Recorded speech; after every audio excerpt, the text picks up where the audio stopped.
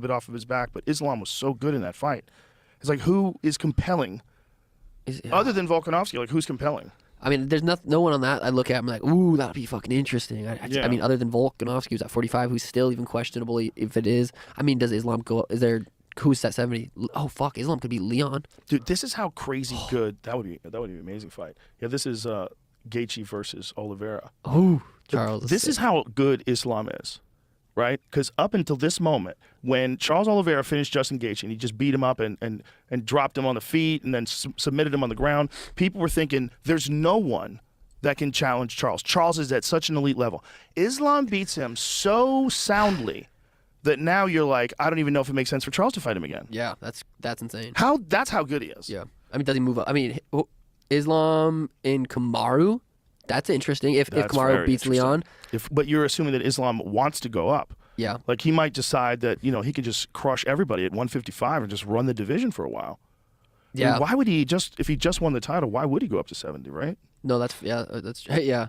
I mean, it would be crazy though if he goes if he beats Volkanovski, who's the 45-pound champ. He does not double champ, but beats the 45-pound champ, beat the 55-pound champ, and then goes up and beats the 70-pound champ. That's fucking insane. Dude, look how fucking well he dominates on the ground here.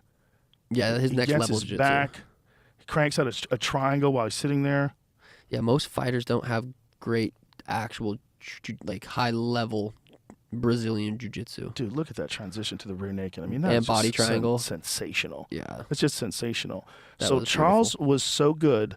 Charles was so good when he was running shit that we couldn't imagine a fight where you maybe didn't think it was compelling for him to fight for the title again. That's how good Islam is. Was Charles nuts. the underdog too going into that? Yes. Damn. Yeah, he was the underdog.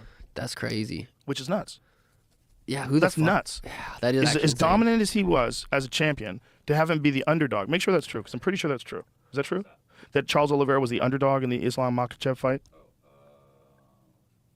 Yeah, who knows? I'm pretty sure he was. In 2 years, some fucking stud can just come out of nowhere and be like, the next guy. The next guy could be in fucking...